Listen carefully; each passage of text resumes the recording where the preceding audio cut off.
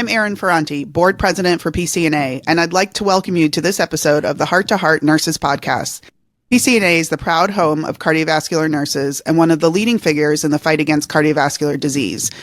We have the resources you need for your day-to-day practice or to follow your passion to new areas of learning and growth. I'd like to welcome our audience today to our conversation with Yvonne Commodore-Mensah, and we're going to be talking about hypertension. Yvonne, before we get started, could you introduce yourself? Hi, I'm Yvonne Commodore-Mensah. I'm a professor at the Johns Hopkins School of Nursing and the Johns Hopkins Bloomberg School of Public Health. I'm also honored to be a board member of PCNA. Well, we are so excited that you're here to share your time and your expertise with us. And I know that we have probably discussed hypertension previously, and it's not a problem that seems to be going away, is it? Unfortunately not. We know that far too many people in the U.S. and globally have hypertension. For instance, in the U.S., 1 in 2 adults has a diagnosis of hypertension. But unfortunately, only 1 in 5 adults has their blood pressure controlled to less than 130/80. And this is despite the availability of blood pressure lowering medications that work, also interventions that we know help to achieve blood pressure control, including the use of treatment algorithms, the use of team-based care, meaning how do we engage multidisciplinary teams to work collaboratively to support patients and address their social needs, also address issues surrounding their diet, how to improve their diet to improve blood pressure control, and also measuring their blood pressure at home. That's one of the proven ways to improve blood pressure control. Some call it home blood pressure monitoring. That's also effective, but unfortunately, that's another strategy that's not adequately implemented. But we also know that this is a global issue as well. Unfortunately, 90% of people with uncontrolled blood pressure in low and middle income countries also don't have their blood pressure control. So apart from being a local issue, it's also a global health challenge. I think one of the reasons that this and other cardiovascular diseases are such an issue is that it's not obvious.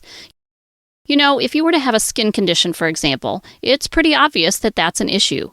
But hypertension is this unseen, unthought about kind of disease.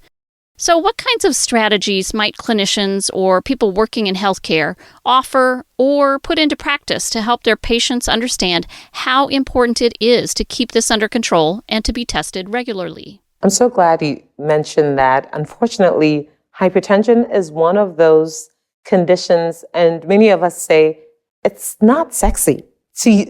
For lack of a better term, people just don't find the issue of blood pressure control as exciting, and we know that hypertension is a major risk factor for cardiovascular disease and stroke.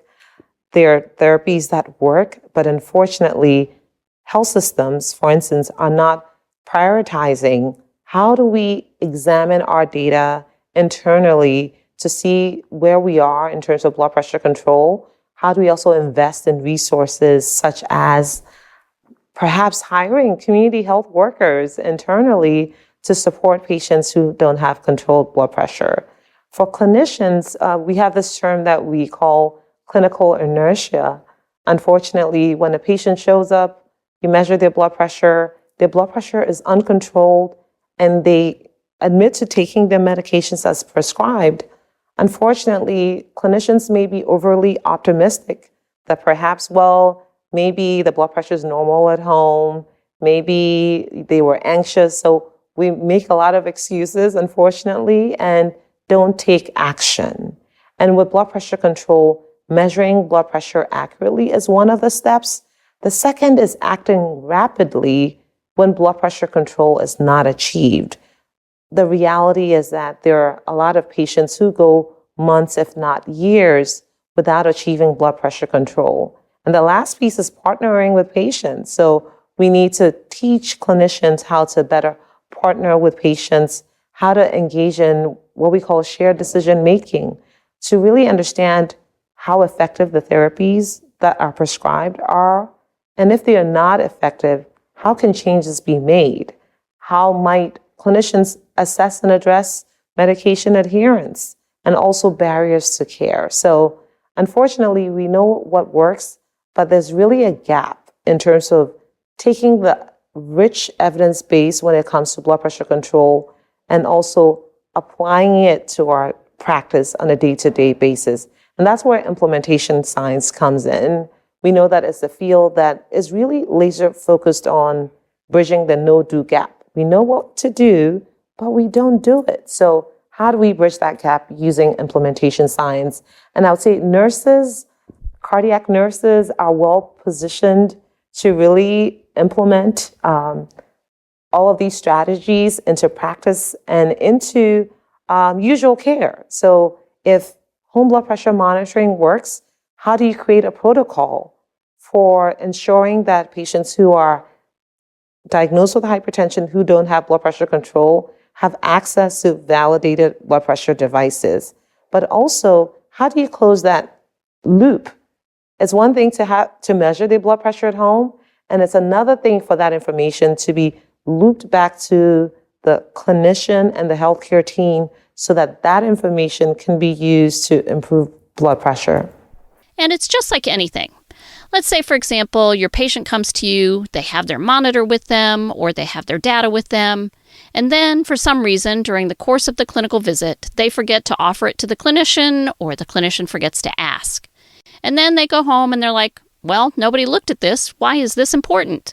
So it's very easy for them to fall off the wagon, if you will. And so trying to get them motivated to do it again the next time is even harder. So it's important to have that shared decision-making and to help increase their understanding of why it's important. But also, as you said, closing that loop and making sure that we do what we've asked them to do as well, which is to monitor that. So thanks for sharing that. How can nurses get involved in terms of a policy issue when it comes to hypertension?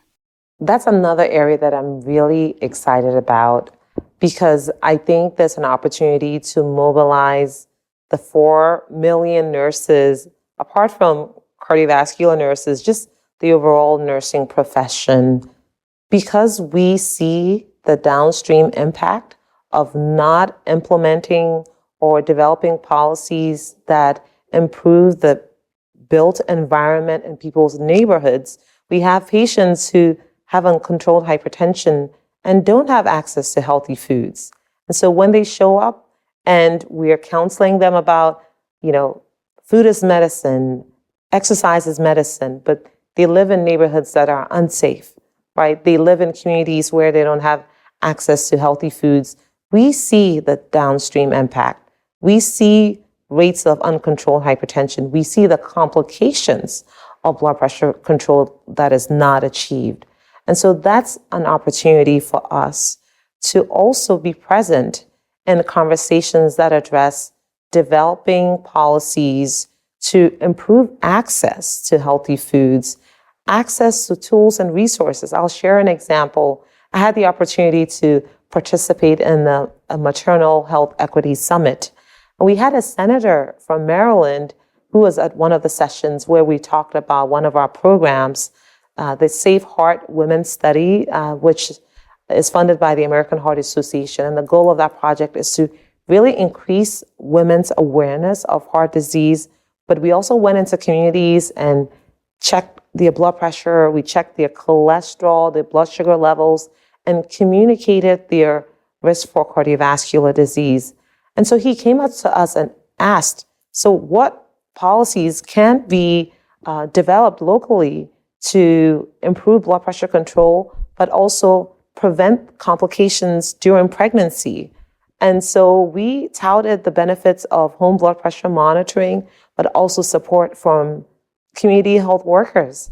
And believe it or not, he took that information and met with his policy advisor, and they drafted a bill and came back to us, asked us to review and provide input.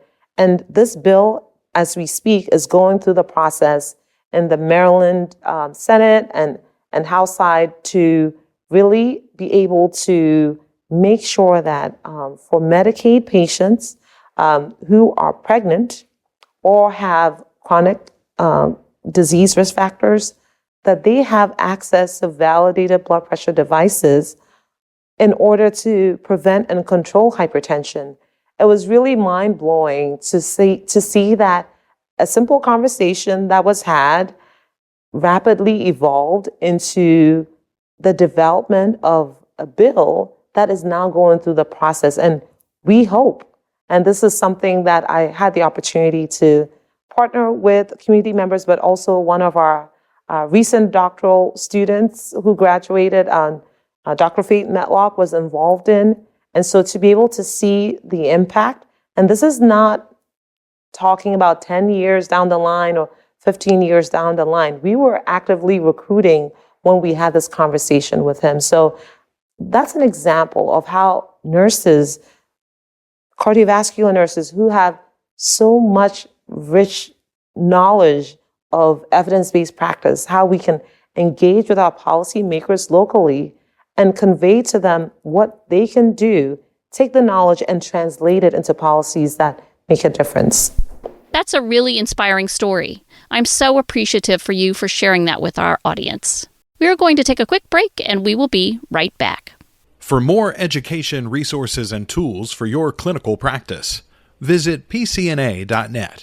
You'll find CE courses, patient handouts, and more, all free to access. Visit PCNA.net. Welcome back, where we're talking with Yvonne Commodore-Mensah about hypertension management. And there are a lot of different ways that happens. And anymore, there's also some ways that how this can happen more readily and more easily with technology. Could you talk a little bit about the intersection of hypertension and technology for us? Absolutely. So we know that one of the challenges to improving blood pressure control is the fact that we have a limited health workforce. There aren't enough primary care providers to manage the burden of hypertension. There are over 122 million people in the US who have hypertension. So we need more healthcare professionals to work together collaboratively to improve blood pressure control. But we also know that we need to use tools that exist to improve blood pressure control. One of the tools I would say would be validated blood pressure devices for home blood pressure monitoring. I would say that for every patient who's diagnosed with hypertension, they shouldn't have to wait 3 months to have their blood pressure measured by a primary care clinician. We need to support them, work with your insurance to get access to validated blood pressure devices. And I also stress validated because there are a lot of devices, and I see it as a tool, right, that exists. But we need to make sure that our patients are using the right validated tools to achieve blood pressure control. So validatebp.org is one of the resources. It's a website that was designed by the American Medical Association that has a list of devices that have been validated, and it has devices that are considered home blood pressure monitoring devices.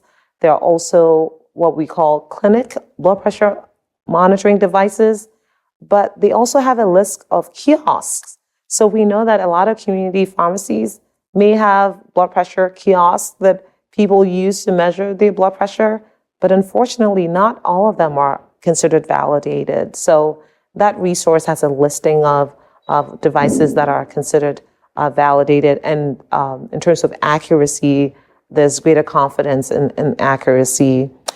Another tool I would also mention is artificial intelligence. I know in this day and age, there's a lot of excitement, there's a lot of potential, but this does not replace the importance of making sure that we're engaging clinicians, especially nurses, that we have these meaningful conversations with our patients. But I'm excited about the promise of artificial intelligence to also help reduce the workload for nurses so that we can spend more time talking about what gets in the way of controlling your blood pressure, right? Documentation is one of the biggest challenges.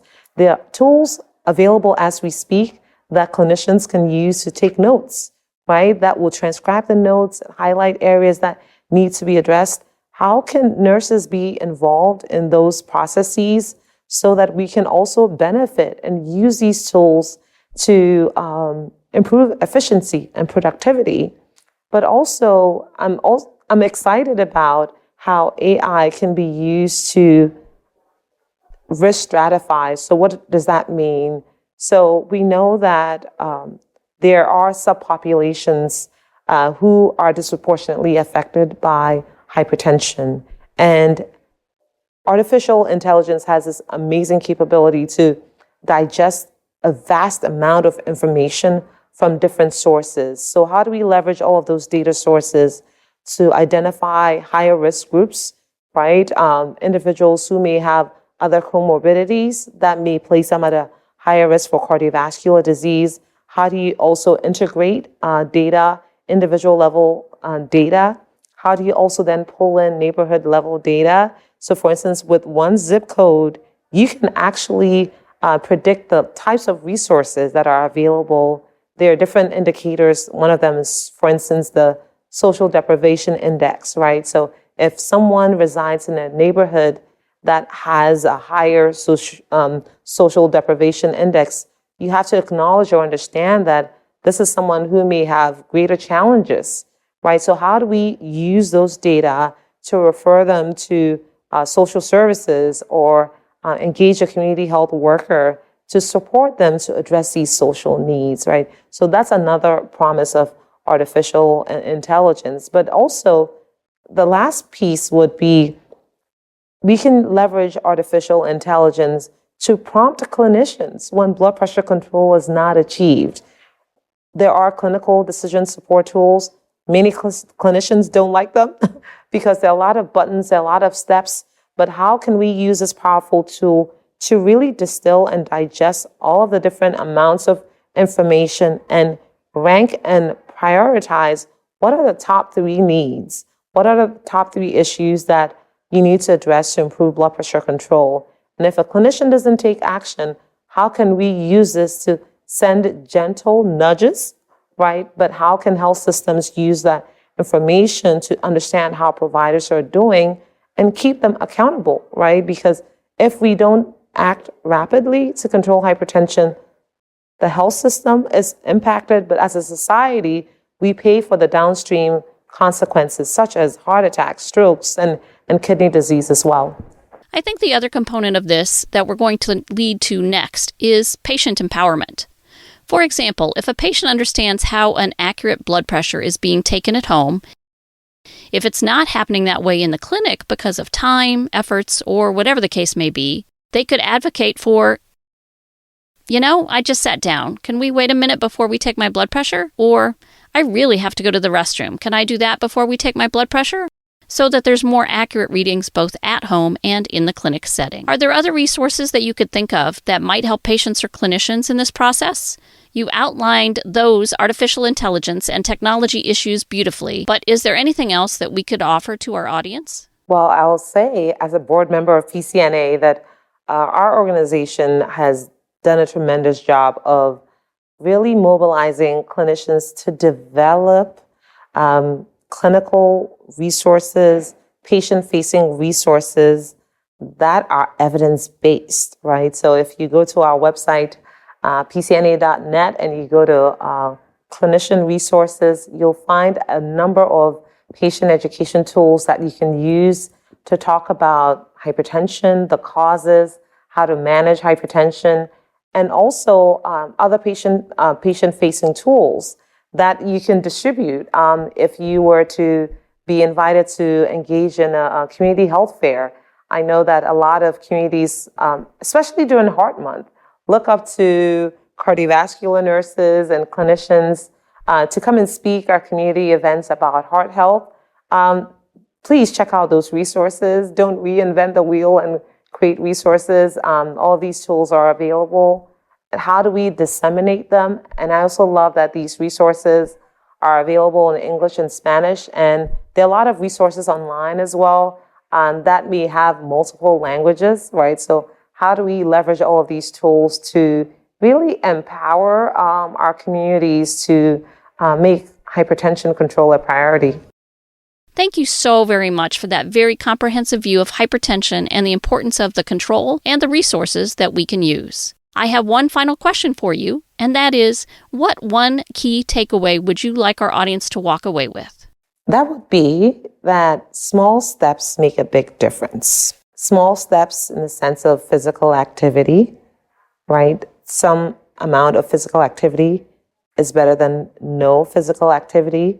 When it comes to diet, picking one thing, if it's eliminating some processed foods that are higher in sodium, if that is the one thing you can do, that makes a difference. So find that one thing that you know you can do and do well, and that may inspire you to do even more to control hypertension. Yvonne, thank you so very much for being here today. We are so grateful to you for your expertise and for sharing that information. This is Geraldine Warfield, your host, and we will see you next time. Thank you for listening to Heart Nurses. We invite you to visit PCNA.net for clinical resources, continuing education, and much more.